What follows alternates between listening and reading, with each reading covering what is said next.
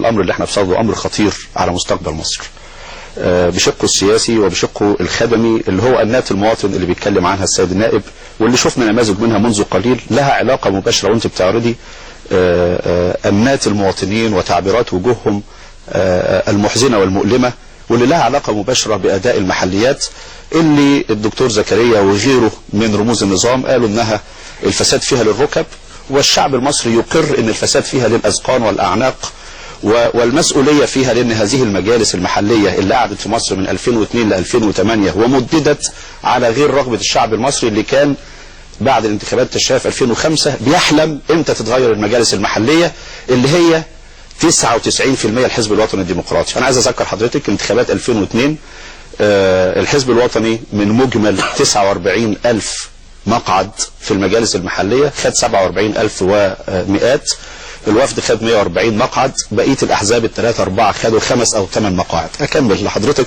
احنا في شق خطير سياسي عايز يوصل رساله للناس ان الافق السياسي في مصر مسدود، وده امر خطير لان يعني احنا اصحاب النفس الطويل كاخوان مسلمين اللي احنا مصرين على ان نمارس مباشره حقوق سياسيه الدستور فرضها علينا من خلال منظومة السياسة اللي في الدنيا كلها متعارف عليها، وليست منظومة البلطجة اللي بيمارسها الفكر الجديد اللي بيتكلم عليه السيد النائب، واللي هقول لحضرتك نماذج موثقة بالوقائع وبالشواهد وبكل الأدلة عليها. حضرتك انا ارد عليك واحد واحد. لا سجل وما تقاطعنيش وكمل كما تريد. انا اديت على صلاح بيه ارد على محمد بيه بعدين.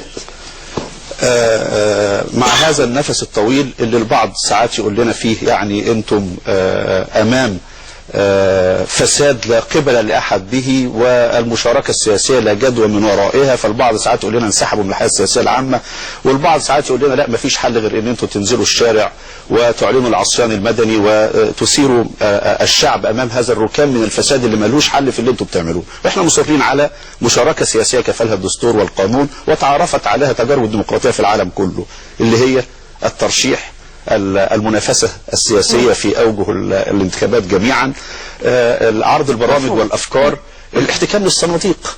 لكن اللي بيحصل ده لا علاقة له اللي موجود لغاية النهاردة اليوم السابع من في الفتح بعد فتح باب الترشيح انتهى. أنا قلت للدكتور مفيد شهاب النهاردة لما قدمت بيانات عاجلة على هذه التجاوزات اللي بلغت حد الإجرام الموثق، قلت للدكتور مفيد شهاب أنا عايز أسمع من الحكومة الإلكترونية إجابة. النهاردة اليوم السابع انتهى، كم عدد المرشحين اللي قدموا أوراقهم من غير الحزب الوطني على مستوى الجمهورية؟ أذكر حضرتك عدد المقاعد 51,000 مقعد هيتم عليها تنافس. يعني إيه؟ يعني المفروض يتقدم حوالي 200,000 مواطن إلى اليوم خلال ال10 أيام المفتوح باب الترشيح.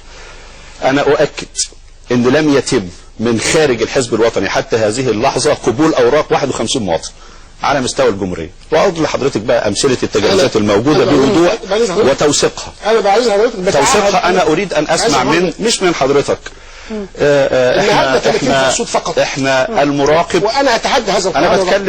أنا بتكلم عن مستقلين. حتى مسمى الفكر الجديد خلى كان زمان في كل الانتخابات من يستقيل من الحزب الوطني ويترشح قصاد مرشح الحزب الوطني لان اختيارات الحزب خالفت احنا عايزين نرجع لمضمون الحلقه وهي العقوبات او تسهيلات اللي موجوده في مساله التجاوزات.